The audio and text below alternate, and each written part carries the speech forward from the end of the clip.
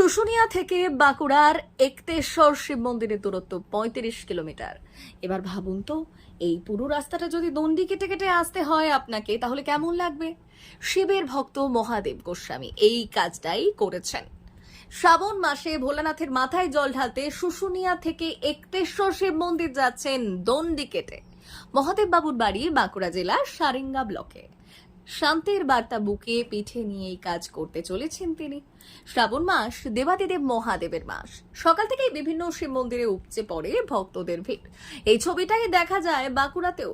শুধুমাত্র শিবের প্রতি বিশ্বাস আর ভক্তির জোরে শিশু থেকে বৃদ্ধ, এমনকি কিশোর কিশোরী থেকে প্রৌঢ়া, প্রত্যেকেই দেখা যাচ্ছে প্রত্যেকেই শুশুনিয়া পাহাড়ের ঝর্ণা থেকে জল নিয়ে দীর্ঘ পথ পায়ে হেঁটে পৌঁছে যান বাবা ভোলেনাথের মন্দিরে।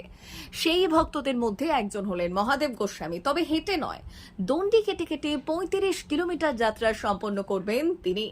মহাদেব গোস্বামী জানালেন, আমার দেওয়ার কিছু নেই, না আছে টাকা পয়সা, না আছে দৈহিক জোর।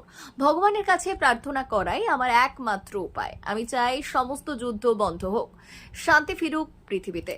শ্রাবণ মাসের অর্থ হলো বাবা মহেশ্বরের মাস। এই মাসে অন্তর থেকে বাবাকে ডাকলে সব রকম মনোবাঞ্ছা পূর্ণ করেন মহাদেব, এমনটাই মনে করেছেন ভক্তরা। সেই বিশ্বাসের ধারা বজায় রেখে প্রতি বছরের মতো এই বছরও ভরা শ্রাবণ মাসে বৃষ্টিকে উপেক্ষা করে পায়ে হেঁটে ভক্তদের ভিড় চোখে পড়বে গোটা বাঁকুড়া জেলায়। তবে এই ভিড়েই যদি দেখতে পান একজন মানুষ বুকে ভর দিয়ে এগিয়ে চলেছেন, তাহলে বুঝবেন শান্তির দূত মহাদেব গোস্বামী তিনি। আমি যাব সবাই যে দেশের বন্ধু শত্রু মিত্র যে যুথায় আছে সবাইকার জন্য বাবা বাবা একটেশ্বর কাছে আমি প্রার্থনা করতে যাবো, যেমন যুদ্ধ ফুদ্ধ কোনো কিছু না, যেমন শান্তি সবাই সুখ শান্তি থাকতে পারে, এই বার্তা নিয়ে আমি যাচ্ছি। কিভাবে যাবেন? আমি দণ্ডি কেটে কেটে যাব, যেমন বর্ধমানের দ্বীপ ভাই যেমন যাচ্ছে আদিযোগী, সেরকম ভাবে আমি যাব।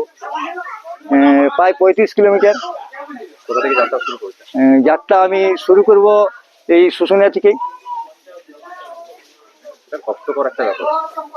হ্যাঁ, কষ্টকর ব্যাপার হলো আমাকে করতে হবে। আমার মন চেয়েছে যে দেশের জন্য আমি কিছু করি বা ঠাকুরের কাছে প্রার্থনা করি, তাছাড়া তো অন্য কোনো আমার উপায় নেই। আমি পয়সা করি নেই যে সাহায্য করতে পারবো, খালি একটু মানে ঠাকুরের কাছে আমি প্রার্থনায় কেবল আমি করতে পারি, সেই উদ্দেশ্য নিয়ে আমি বেরিয়েছি। ওই রবিবার দিন হতে পারে, তার আগেও পৌঁছাতে পারে স্যার, আর মানে সোমবারও হতে পারে, বলা যাচ্ছে না, আইডিয়া নাই তো। ৩৫ কিলোমিটার আমি গড়ে 7 কিলোমিটার করে পার ডে আমি ধরছি হিসাবে, তাহলে 5 দিন। Bureau report, Rangamati express.